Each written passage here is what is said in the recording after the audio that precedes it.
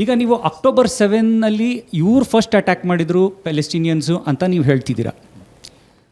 UN resolution 1947 ನೀವು ನೋಡಿದರೆ ಅದರಲ್ಲಿ ಆ ರೆಸಲ್ಯೂಷನ್ನಲ್ಲಿ 55% land will be of Israel, 45% of the land will be of Palestine ಅಂತ ಹೇಳಿದರು. ಆದರೆ until that day of October 7 Israel ಏನು ಮಾಡ್ಕೊಂಡು ಬಂದಿದೆ? ಓಡ್ಕೊಂಡೇ ಬಂದಿದೆ. They started the attack much before October 7. October 7ನಲ್ಲಿ ಇವ್ರು ರೆಸ್ಪಾಂಡ್ ಮಾಡಿದ್ದು ಅಲ್ವಾ? ಈಗ ಏನಿದೆ ಪರಿಸ್ಥಿತಿ? ಆವಾಗ 55-45 ಯಾರು ಕೊಟ್ಟಿದ್ದು? UN resolution.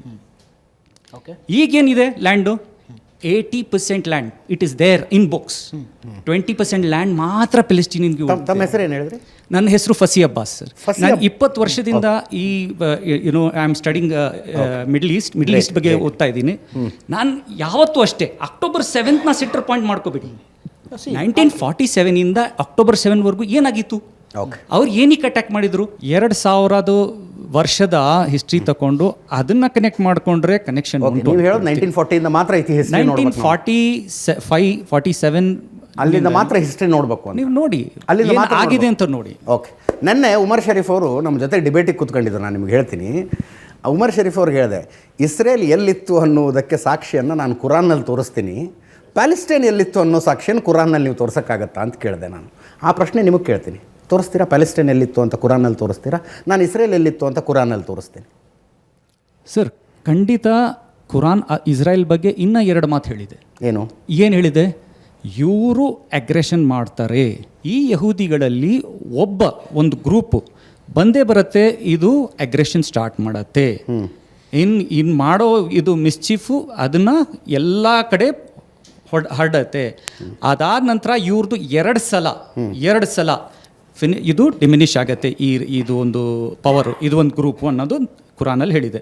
ಮೊದಲನೇ ಸಲ ಡಿಮಿನಿಷ್ ಆಗಿರೋದು ಹೋಲೋಕಾಸ್ಟಲ್ಲಿ, 2ನೇ ಸಲ ಡಿಮಿನಿಷ್ ಆಗೋದು ಇವ್ರು ಮಾಡಿರೋ ಕೆಲಸದಿಂದಾನೇ, ಇವರೇ ಒಂದು ವಾರಲ್ಲಿ ಇವರು ಇದು ಡಿಮಿನಿಷ್ ಆಗುತ್ತೆ ಅನ್ನೋದು ಕೂಡ ಹೇಳಿದೆ. ಯಾವ ರೀತಿಯಲ್ಲಿ ಕಾಶ್ಮೀರಿ ಪಂಡಿತರನ್ನು 1990s ಹೊಡೆದು ಓಡಿಸಲಾಯಿತು ಅವರವರ ಮನೆಗಳಿಂದ, ಹಾಗೆ ಯಹೂದಿಗಳನ್ನು ಅವರ ಮನೆಗಳಿಂದ ಇತಿಹಾಸದಲ್ಲಿ ಹೊಡೆದು ಓಡಿಸಿದ್ದರ್ರಿ. ಹೌದು ಅಲ್ವಾ? ಓಡಿಸಿರೋರು ಯಾರಂತ ನೋಡಿ. ಅಲ್ಲ, ಓಡಿಸಿರೋರು ಬ್ಯಾಬಿಲೋನಿಯನ್ಸ್ ಬಂದಿದ್ರು, ಆಮೇಲೆ ರೋಮನ್ಸ್ ಬಂದ್ರು, ಅವರೆಲ್ಲ ಬಂದು ಯುದ್ಧ ಮಾಡಿದ್ರು. ಮತ್ತೆ ಆಮೇಲೆ ಕ್ರೂಸೇಡರ್ಸ್ ಬಂದು ಅವ್ರ ಮೇಲೆ ದಾಳಿ ಮಾಡಿದ್ದಾರೆ. ಹೌದು, ಕ್ರೈಸ್ತರು ದಾಳಿ ಮಾಡಿದ್ದಾರೆ, ಮುಸಲ್ಮಾನರು ದಾಳಿ ಮಾಡಿಲ್ಲ. ಮುಸಲ್ಮಾನರು ಅಷ್ಟೇ ಮಾಡಿಲ್ಲ. ಕೇಳ್ಕೊಳ್ಳಿ, ಫುಲ್ ಆಗಿ ಕೇಳ್ಕೊಳ್ಳಿ. 633 ನಂತರ, ಪ್ರವಾದಿ ಕಾಲದ ನಂತರ ಕೂಡ ಅವ್ರು ಬಂದು ಅಲ್ಲಿ ಅಬ್ಬಾಸಿ ಖಿಲಾಫನಲ್ಲಿ ಅವರು ಕೂಡ ಒಂದು ಭಾಗವಹಿಸ್ತಿದ್ರು. ಯಾರು? ಯಹೂದಿಗಳು. ಯಹೂದಿಯನ್ನ ಬಿಟ್ಟು ನಮ್ಮ ಇಸ್ಲಾಮಿಕ್ ಹೆರಿಟೇಜೇ ಇಲ್ಲ ಬಿಡಿ, ಓಪನ್ ಆಗಿ ಹೇಳ್ಕೊತೀನಿ. ಯಹೂದಿಯನ್ನು ಬಿಟ್ರೆ, ಯಹೂದಿಯನ್ನು ಬಿಟ್ಕೊಂಡು ನಮ್ಮ ಇಸ್ಲಾಮಿಕ್ ಹೆರಿಟೇಜ್ ಕೂಡ ಇಲ್ಲ. ಬಿಕಾಸ್ ಅಬ್ಬಾಸಿ ಖಿಲಾಫನಲ್ಲಿ ಈಕ್ವಲ್ ಪಾರ್ಟಿಸಿಪೇಷನ್ ಇತ್ತು. ಯಹೂದಿಗಳು ಕೂಡ ಅವ್ರು ಪಾರ್ಟಿಸಿಪೇಷನ್ ಮಾಡಿದ್ದಾರೆ. ಅದೇ ರೀತಿ ನಾನು ಫಸ್ಟೇ ಹೇಳಿದೆ ಮುಂಚಿತವಾಗಿ, ಇದು ಇಸ್ಲಾಮಿಕ್ ಸ್ಪೇನ್ ನಲ್ಲಿ ದಿ ಗೋಲ್ಡನ್ ಏಜ್ ಆಫ್ ಯಹೂದ್ ಇತ್ತು. ಜ್ಯೂಸಿನ golden age, super quality lifestyle ಅದು ಬಂದು ಸ್ಪೇನ್ ನಲ್ಲಿ ಇಸ್ಲಾಮಿನ ಆಡಳಿತ ಅಡಿಯಲ್ಲಿ ಇತ್ತು. ಇವತ್ತಿಗೆ ಏನಂದ್ರೆ ಪ್ಯಾಲೆಸ್ಟೈನ್ ನಲ್ಲಿ ನೀವು ಯಹೂದನ್ನ ನೋಡಬಹುದು, ಪ್ಯಾಲೆಸ್ತೀನ್ ನಲ್ಲಿ ನೀವು ಕ್ರೈಸ್ತರನ್ನು ಕೂಡ ನೋಡಬಹುದು. ಅಲ್ಲಿ ಏನು ಅವ್ರೇನು ಜಗಳ ಮಾಡ್ತಿಲ್ಲ. ಇವಾಗ ಇರೋದು ಬರೀ ಝೈನಿಸ್ಟ್ ನಲ್ಲಿ ಇರುವಂತ problem. We are having a problem with Zionism. So ಅವ್ರು ಹೇಳಿದ್ರಲ್ಲ, ನಾವು ಹಿಸ್ಟ್ರಿನ ಬರೀ 1947 ತಗೋಬಾರ್ದು, ತುಂಬ ಹಿಂದೆನಿಂದ ತಗೋಬೇಕಂತ. Okay, we are ready to go back 3000 years also. No, I said it. ಅವ್ರಿಗೆ ಒಂದೇ ಒಂದು ಹೇಳ್ತೀನಿ ನಾನು, ಈ 80% ಏನಾಯಿತು ಇವತ್ತು ಅಂತ ಅವರು ಹೇಳ್ತಾ ಇದ್ದಾರಲ್ಲ ಇಸ್ರೇಲ್, ಅದಾಗಿದ್ದು ಅಕ್ಟೋಬರ್ 7 ಆದಮೇಲೇನೆ. ಪ್ಯಾಲೆಸ್ಟೈನ್ ಏನಾಗಿತ್ತು, ಇಸ್ರೇಲ್ ಏನಾಗಿತ್ತು, ಅವತ್ತಿಗೂ ಇಷ್ಟೇ ಪವರ್ ಇಸ್ರೇಲ್ ಹತ್ರ ಇತ್ತು. ಬಟ್ ಯಾವತ್ತೂ ಅದು 80% ನಾನು ಆಗಬೇಕು ಅಂತ ಹೋಗಿರಲಿಲ್ಲ. ಇವತ್ತು 80% ಏನಕ್ಕಾಯಿತು? ಅದು 80% ಆಗೋ ಕಾರಣ factually I don't agree to it. Israel expansion ಹೊಂದಿದೆ. ಅವರ ಒಂದು ಸ್ಟೇಟ್ಮೆಂಟ್ನ I am just quoting it. ಒಂದ್ಸಲ ನಾನು ಅವ್ರು ರೀಕೋಟ್ ಮಾಡ್ತಾ ಇದ್ದೀನಿ, ಅವ್ರು ಏನು ಹೇಳಿದ್ರು ನಾನು ಮತ್ತೆ ಹೇಳ್ತಾ ಇದ್ದೀನಿ. I am saying it again. 80% ಅದಾಗಿದೆ ಅಂದರೆ ಅದಾಗಿದ್ದು ಅಕ್ಟೋಬರ್ 7, 2023 ಆದಮೇಲೆ. ಅದಕ್ಕೆ ಮುಂಚೆನೂ ಅವ್ರು ಮಾಡ್ಬೋದಿತ್ತು, ಬಟ್ ಅದನ್ನು ಅವ್ರು ಮಾಡಿರಲಿಲ್ಲ. ಒಂದೇ ಕ್ವೆಶ್ಚನ್ ಸರ್, ಅದೇ ಇದಕ್ಕೆ ಒಂದೇ ಕರ್ನಲ್ ಸಾಬ್ಗೆ ಒಂದೇ ಕ್ವೆಶ್ಚನ್, ಆಮೇಲೆ ನಾನು ಮೈಕ್ ಕೊಟ್ಬಿಡ್ತೀನಿ. ಕ್ವೆಶ್ಚನ್ ಏನಂದರೆ, IAEA ಚೀಫು ರಫೇಲ್ ಗ್ರೋಸಿ ಓಪನ್ ಆಗಿ ಅನೌನ್ಸ್ ಮಾಡಿದ್ದಾರೆ, ಈ ಥರ ಇರಾನ್ ಹತ್ರ ನಾನು ನೋಡ್ದಂಗೆ ನ್ಯೂಕ್ಲಿಯರ್ ವೆಪನ್ಸ್ ಇಲ್ಲ. ಇದು ಒಪ್ಕೊಳ್ತೀರಾ ನೀವು? ಆಯ್ತಾ? IAEA ಚೀಫ್ ಖಂಡಿತ ಅವ್ರು ಹೇಳಿದ್ದಾರೆ. ಅದಾದ್ಮೇಲೆ ಆನ್ ಎ ಪ್ರಿಯಂಪ್ಟಿವ್ ಬೇಸಿಸ್ ಅಟ್ಯಾಕ್ ಮಾಡೋದು ನ್ಯೂಕ್ಲಿಯರ್ ಇವ್ರ ಹತ್ರ ಇದೆ, ನಮಗೆ ಅಟ್ಯಾಕ್ ಮಾಡಿಬಿಡ್ತಾರೆ ಅನ್ನೋ ಒಂದು ಭಯದಿಂದ ಯಾಕೆ ಬಂದರು? When you have a body like IAEA ಥರ ಬಾಡಿ ಇದ್ದು ಇವ್ರು ಬಂದು ಆಡಿಟ್ ಮಾಡಿದ ಮೇಲೆ ಇಲ್ಲ ನಾವು ನೋಡಿಲ್ಲ ನ್ಯೂಕ್ಲಿಯರ್ ವೆಪನ್ಸ್ ಅಲ್ಲಿ ಇಲ್ಲ, ಅದಕ್ಕೆ ಉದಾಹರಣೆ ಬಂದು ಇಲ್ಲ ಅಂತ ಹೇಳಿದ್ರು. ಈಗ ಎನ್ರಿಚ್ಮೆಂಟ್ ಬಗ್ಗೆ 60% ತನಕ ಎನ್ರಿಚ್ಮೆಂಟ್ ಆಗಿದೆ, ಆಯ್ತಾ? ಇನ್ ಎನ್ರಿಚ್ಮೆಂಟ್ ಅಲ್ಲಿ is there any evidence that using that enrichment ಏನಾದರೂ ಡಿಸ್ಟ್ರಕ್ಟಿವ್ ಮಾಡಿದಾರಂತ ನೋಡಿದ್ದೀರಾ? ಎನ್ರಿಚ್ಮೆಂಟ್ ಮಾಡಿ ಡಿಸ್ಟ್ರಕ್ಷನ್ ಇಲ್ಲ ಮಾಡೋರ್ಗೂ ಕಾಯ್ಬೇಕು ಅಂತ ಹೇಳ್ತಾ ಇದ್ದೀರಾ? ಯಾಕೆ? ಈಗ ಇಸ್ರೇಲ್ ಹತ್ರ ಬಾಂಬೆ ಇದೆ, ನ್ಯೂಕ್ಲಿಯರ್ ಬಾಂಬೆ ಇದೆ.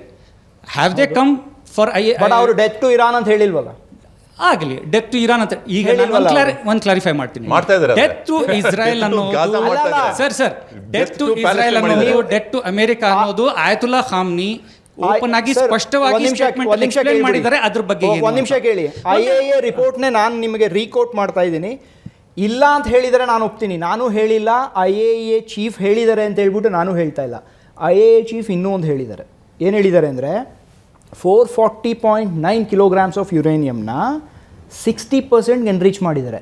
ಅದು 90%ಗೆ ಹೋಗೋಕ್ಕೆ ತುಂಬ ದಿನ ಇಲ್ಲ.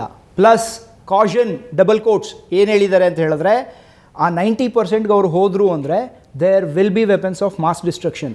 ನೀವು ಎಲೆಕ್ಟ್ರಿಸಿಟಿನೇ ಡೆವಲಪ್ ಮಾಡಬೇಕು ಅಂತ ಹೇಳಿದ್ರೆ ನೀವು ಆ ಲೆವೆಲ್ಗೆ ನಿಮ್ಗೆ ಎನ್ರಿಚ್ ಮಾಡೋ ನೆಸೆಸಿಟಿನೇ ಇಲ್ಲ. ಇದನ್ನು IAEA ಹೇಳಿದೆ, ಜಾನ್ವರಿ ರಿಪೋರ್ಟ್. ಇರಾಕ್ ವಾರ್ನಲ್ಲಿ ಡೊನಾಲ್ಡ್ ರಮ್ಸ್ಫೆಲ್ಡ್ ಇದೇ ಮಾತನ್ನು ಹೇಳಿದ್ರು, ಇರಾಕ್ ಅಲ್ಲಿ ವೆಪನ್ಸ್ ಆಫ್ ಮಾಸ್ ಡಿಸ್ಟ್ರಕ್ಷನ್ ಇದೆ ಅಂತ, WMD. ಆದರೆ ಯುದ್ಧದ ಕಾಲೆಲ್ಲ ಮುಗಿದ ನಂತರ ಅವ್ರ ಹತ್ರ ಪ್ರಶ್ನೆ ಮಾಡ್ತಾರೆ, ಎಲ್ರಿ ಕಾಣಿಸ್ತಾ ಇಲ್ಲ WMD ಅಂದರೆ? ಅಲ್ಲ, ನಾವು ಅನ್ಕೊಂಡಿದ್ವಿ, ಆದರೆ ತಪ್ಪಾಯಿತು, ನಮ್ಮ ಕ್ಯಾಲ್ಕುಲೇಷನ್ ತಪ್ಪಾಗಿದೆ. ನೋಡಿ, WMD ಬಗ್ಗೆ ಇವರು ಮಾತಾಡೋಕ್ಕೆ ಇವ್ರಿಗೆ ಅರ್ಹತೆ ಇದೆಯಾ? ಫಸ್ಟ್ ವಿಷಯ, ಅಮೇರಿಕಾ ಹಿರೋಶಿಮಾ ನಾಗಸಾಕಿನಲ್ಲಿ ಮೊಟ್ಟ ಮೊದಲನೇ ಬಾಂಬ್ ಹಾಕಿರೋದು ಅವರೇ. ಇವ್ರು ಬಂದು ಪ್ರಪಂಚಕ್ಕೆಲ್ಲ ಇವ್ರು ಬುದ್ಧಿ ಹೇಳಕ್ಕೆ ಮುಂದೆ ಬರ್ತಾ ಇದ್ದಾರೆ. ಅದ್ರ ಜೊತೆಗೆ ಇವರು ಇಸ್ರೇಲು ನೋಡಿ, ಇಸ್ರೇಲ್ ಬಗ್ಗೆ ಇಷ್ಟು ಮಾತಾಡ್ತೀವಲ್ಲ, ಸಿಂಪಲ್ ಆಗಿ ನೋಡ್ಬೋಣ.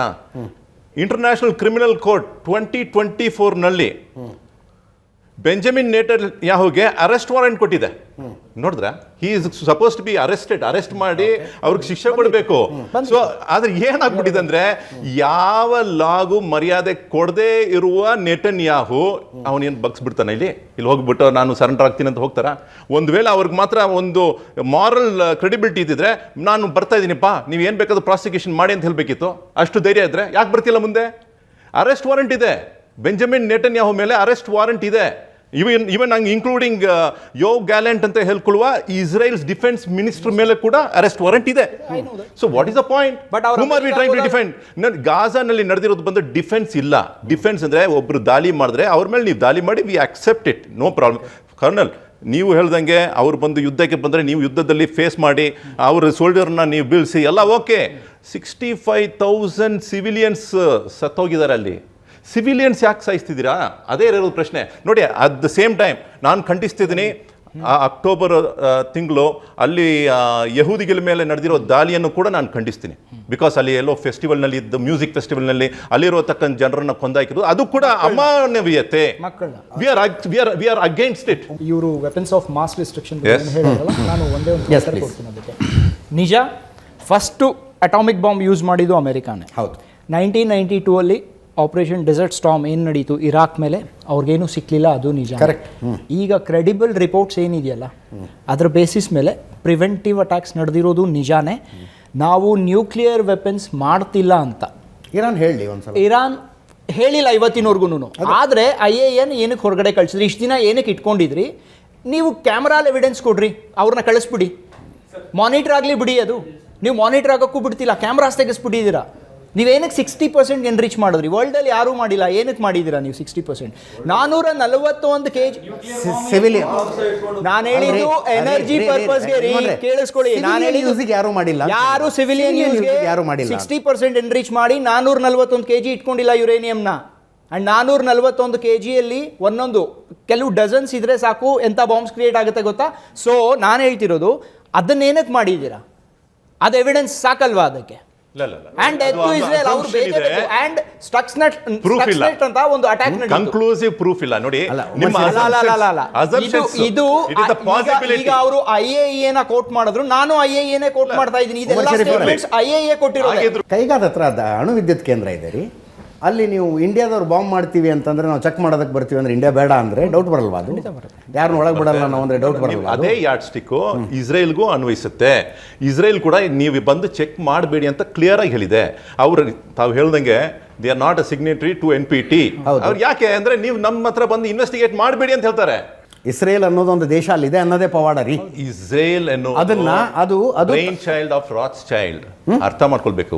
ಓಕೆ, ಹಿಸ್ಟ್ರಿ ಓದಿದ್ರೆ ಇನ್ನೂ ಆಳವಾಗಿ ಗೊತ್ತಾಗುತ್ತೆ. ಇಸ್ರೇಲ್ ಎನ್ನುವುದು it's a brain child of Rath child. Britain ನಲ್ಲಿ ಇರುವತಕ್ಕಂಥ ಹಣವಂತರ ಸಮುದಾಯ ಅವರು ಬರೆದಿಟ್ಟು ಅವರು ಪ್ರಮೋಟ್ ಮಾಡಿರುವ ಒಂದು ದೇಶವೇ ಇಸ್ರೇಲ್ ಅನ್ನುವ ಕಾನ್ಸೆಪ್ಟ್ 1920s ನಲ್ಲಿ ಹೇಳಿ ಅದರ ನಂತರ ಬ್ಯಾಲ್ಫೋರ್ ಡಿಕ್ಲರೇಷನ್ ಸೈನ್ ಆಯಿತು. ಅದರ ನಂತರ ಅಲ್ಲಿರತಕ್ಕಂಥ ಯಹೂದಿಗಳನ್ನು ಕರ್ಕೊಂಡು ಬಂದು ಇಲ್ಲಿ ಬಂದು ಅವ್ರಿಗೆ ವಲಸೆ ಮಾಡಿಸಿ ಇಲ್ಲಿ ಬಂದು ಸ್ಟೇ ಮಾಡಿ ಅಂತ ನಿಯಮ ಒಂದು ಶುರು ಆಯಿತು. ಸೊ ಹಾಗಾಗಿ ಇಸ್ರೇಲ್ ಇಲ್ಲಿ ಇದೆ ಅಂದರೆ ಅಲ್ಲಿ ಬ್ರಿಟನ್ ಇಂಟ್ರೆಸ್ಟ್ ಇದೆ, ಅಮೇರಿಕಾ ಇಂಟ್ರೆಸ್ಟ್ ಇದೆ. ಏನು ಸೆಪ್ರೇಟ್ ಆಗಿಲ್ಲ. ಇಸ್ರೇಲ್ ಟಚ್ ಮಾಡಿದ್ರೆ ಬ್ರಿಟನ್ ಬರುತ್ತೆ, ಫ್ರಾನ್ಸ್ ಬರುತ್ತೆ, ನೇಟೋ ಬರುತ್ತೆ. ಸೊ ಹಾಗಾಗಿ ಇದೇನು ವಿ ಆರ್ ನಾಟ್ ಏನು ಅವರು ಇಷ್ಟು ವರ್ಷ ಕಾಲ ಅವರು ಸೆಪ್ರೇಟ್ ಆಗಿ ಇದ್ದಿದೆ ಬಹಳ ವಿಷಯ ಅಂತ ಹೇಳ್ತಿದಾರಲ್ಲ, ಹಂಗಿಲ್ಲ. ನೋಡ ಇವಾಗ ಬಂದು ರೀಸೆಂಟ್ಲಿ ಅವರು ಗಾಜಾ ಮೇಲೆ ದಾಳಿ ಮಾಡುವಾಗ billions of dollars been given by America ಕೊಡ್ತಿದೆ ಬಿಲಿಯನ್ಸ್ ಆಫ್ ಡಾಲರ್ಸ್. ಸೊ ಹಾಗಾಗಿ ಅಮೇರಿಕನ್ ಬ್ರಿಟನ್ ಸೆಪರೇಟ್ ಆಗಿ ನೋಡ್ಬೇಕಾಗಿಲ್ಲ, ಇಸ್ರೇಲಿನ ಒಂದು ಭಾಗವೇ ಇವೆಲ್ಲವೂ. ಅದನ್ನ ಅರ್ಥ ಮಾಡ್ಕೊಂಡು ಉಮರ್ ಶರೀಫ್, ನನಗೆ ಹೋಲಿಕೆ ಮಾಡುವುದಕ್ಕೆ ಅತ್ಯುತ್ತಮವಾದ ವಿಷಯ ಭಾರತದೊಳಗೆ ಇದೆ. ನಾಳೆ ಒಂದು ದಿವಸ ಕಾಶ್ಮೀರಿ ಪಂಡಿತರು ಬಂದು ನಾವು ನಮ್ಮ ಕಾಶ್ಮೀರದಲ್ಲಿ ವಾಪಸ್ ಮನೆ ಕಟ್ಕೊಂಡಿರ್ತೀವಿ ಅಂದಾಗ ಅವರಿಗೆ ತೊಂದರೆ ಆದರೆ ಪ್ರಪಂಚದ ಎಲ್ಲ ದೇಶಗಳು ಅವರ ಸಹಾಯಕ್ಕೆ ಬರಬೇಕು. Do you agree or not? ನಾಳೆ ಒಂದು ದಿವಸ ಕಾಶ್ಮೀರಿ ಪಂಡಿತರು ನಾವು ವಾಪಸ್ ಕಾಶ್ಮೀರಕ್ಕೆ ಬಂದು ನಮ್ಮ ಮನೆಗಳಲ್ಲಿ ಭದ್ರವಾಗಿ ಉಳಿತೀವಿ ಅಂತ ಬಂದರೆ, ಅವ್ರಿಗೆ ಯಾರು ಅಕ್ಕಪಕ್ಕದವ್ರು ತೊಂದರೆ ಕೊಡ್ತೀವಿ ಅಂತ ಹೊರಟ್ರೆ ಪ್ರಪಂಚದ ಎಲ್ಲ ದೇಶಗಳು ಕಾಶ್ಮೀರಿ ಪಂಡಿತರ ಬೆಂಬಲಕ್ಕೆ ನಿಂತ್ಕೋಬೇಕು ಅಂತೀನಿ ನಾನು. ಫಸ್ಟ್ ಮುಸಲ್ಮಾನರು ನಿಂತ್ಕೊಳ್ಬೇಕು, ಭಾರತದ ಮುಸಲ್ಮಾನರು ನಿಂತ್ಕೊಳ್ಬೇಕು. ನೋಡಿ, ನಾವು ಒಂದು ಮೂವ್ಮೆಂಟ್ ಶುರು ಮಾಡಬೇಕು, ಮುಸ್ಲಿಂ ಸಮಾಜ ನಾವು ಶುರು ಮಾಡಬೇಕಾಗಿದೆ. ಏನಂತ ಹೇಳಿ, ಕಾಶ್ಮೀರ್ ಪಂಡಿತರನ್ನ ನೀವು ಬಂದು ಕಾಶ್ಮೀರಿಗೆ ಕಳಿಸಿ ಅವ್ರಿಗೆ ಎಲ್ಲ ವಿಧವಾದ ಸುರಕ್ಷತೆಯನ್ನು ಕೊಡಬೇಕು. ಅದಕ್ಕೆ ನಾವು ನಿಂತ್ಕೊಳ್ಬೇಕು. ಫಸ್ಟ್ ವಿಷಯ ನೋಡಿ, ಪ್ರಧಾನಿ ಫಸ್ಟ್ ನಿಂತ್ಕೊಳ್ಬೇಕು. ಅದೇ ನಾವು ನಿಂತ್ಕೊಳ್ಬೇಕು. ಪ್ರಧಾನಿ ಬಂದು ಸುಮಾರು 10 ವರ್ಷ 11 ವರ್ಷ ಆಯ್ತು.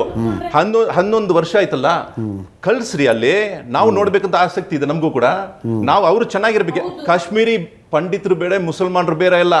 ಕಾಶ್ಮೀರಿ ಪಂಡಿತಗಳು ಮುಸ್ಲಿಂ ಸಮಾಜ ಅಂದ್ರೆ ಇಸ್ಲಾಮನ್ನು ಸ್ವೀಕರಿಸಿದ್ರು, ಅವರು ಬಂದು ಇವತ್ತಿಗೆ ಮುಸ್ಲಿಂ ಕಾಶ್ಮೀರಿ ಆಗಿದ್ದಾರೆ. ಬಟ್ ಅವರ ಪೂರ್ವಜರು ಬಂದು ಕಾಶ್ಮೀರಿ ಪಂಡಿತರೇ. They are all converts to Islam. ನೋಡಿ, ರೂಟ್ಸ್ ಎಲ್ಲ ಒಂದಾಗಿದೆ ಬಿಡಿ. ನೀವು ಬಂದು ಅಲ್ಲಿರತಕ್ಕಂಥ ಯಾರನ್ನು ಇವ್ರು ಬೇರೆ ನಾವು ಬೇರೆ ಅಂತಿಲ್ಲ. ನೋಡಿ, ಇರಾನ್ ಬೇರೆ ಭಾರತ ಬೇರೆ ಅಂತಿಲ್ಲ. ಪ್ರೋಟೋ ಇಂಡೋ ಯುರೋಪಿಯನ್ ಸಮುದಾಯದಲ್ಲಿ ರಷ್ಯಾದಲ್ಲಿ ಇದ್ದ ಸಮುದಾಯ 2 ಭಾಗವಾಗಿ ಇಂಡೋ ಆರ್ಯನ್ ಅಂತ ಭಾರತಕ್ಕೆ ಒಂದು, ಮತ್ತೆ ಇಂಡೋ ಯುರೋಪಿಯನ್ ಅಂತ ಇರಾನ್ಗೆ ಹೋಯಿತು. ಹಾಗಾಗಿ ಕುರುಕ್ಷೇತ್ರದಲ್ಲಿ ಪಾರಸೀಕಾಹ ಅಂತ ಒಂದು ಪದ ಇದೆ. ಅಂದರೆ ಇರಾನಿಯನ್ಸು, ಇವತ್ತಿಗಿರುವ ಪರ್ಷಿಯನ್ಸು ಆ ಕಾಲದಲ್ಲಿ ಅವರು ಕೂಡ ಯುದ್ಧದಲ್ಲಿ ಭಾಗವಹಿಸಿದ್ದಾರೆ. ಸೊ ಹಾಗಾಗಿ ಏನ್ರಿ ನಾವು ಜಗಳ ಮಾಡ್ಕೊಂಡು ಏನು ತೊಗೊಂಡು ಹೋಗ್ತೀವಿ? ಅದೇ ಸೌದಿ ಅರೇಬಿಯಾ ಈ ವೇಳೆಯಲ್ಲಿ ಅವ್ರು ಏನು ಮಾಡ್ತಾರೆ, ನಾವು ಇರಾನ್ ಮೇಲೆ ಅಟ್ಯಾಕ್ ಮಾಡೋಕ್ಕೆ ನಾವು ಏರ್ ಬೇಸ್ ಆಗಲಿ, ವಾಟರ್ ಬೇಸ್ ಆಗಲಿ, ಇಲ್ಲ ಲ್ಯಾಂಡ್ ಬೇಸ್ ಆಗಲಿ ಕೊಡೋದಿಲ್ಲ ಅಂತ ಒಂದು ಸ್ಟೇಟ್ಮೆಂಟ್ ಕೊಟ್ಟ ನಂತರ ರಿಜಾ ಇನಾಯತಿ ಎನ್ನುವ ಅಂಬಾಸಿಡರ್ ಆಫ್ ಇರಾನ್ ಅವ್ರು ಬಂದು ಸೌದಿ ಅರೇಬಿಯಾಗೆ ಕೃತಜ್ಞತೆಯನ್ನು ಸಲ್ಲಿಸಿದ್ದಾರೆ. ಏನಂತ ಹೇಳಿ, ನೀವು ನಮಗೋಸ್ಕರ ಇದು ಮಾಡಿದ್ರೆ ನಾವು ನಿಮ್ಮ ಮೇಲೆ ದಾಳಿ ಮಾಡಲ್ಲ. This is current politics. ಅಂದರೆ ನಾವು ಬಂದು ಪೊಲಿಟಿಕ್ಸನ್ನು ಬರೀ 1926 ನಡೆಯೋದು ಮಾತ್ರ ಮಾತಾಡಿದ್ರೆ ಸರಿ ಇರುವಾಗಲ್ಲ.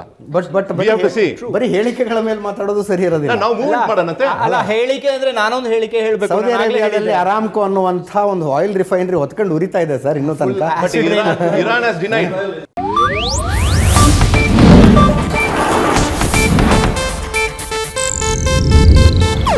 ಇದು ಏಷ್ಯಾನೆಟ್ ನ್ಯೂಸ್ ನೆಟ್ವರ್ಕ್ ಪ್ರಸ್ತುತಿ.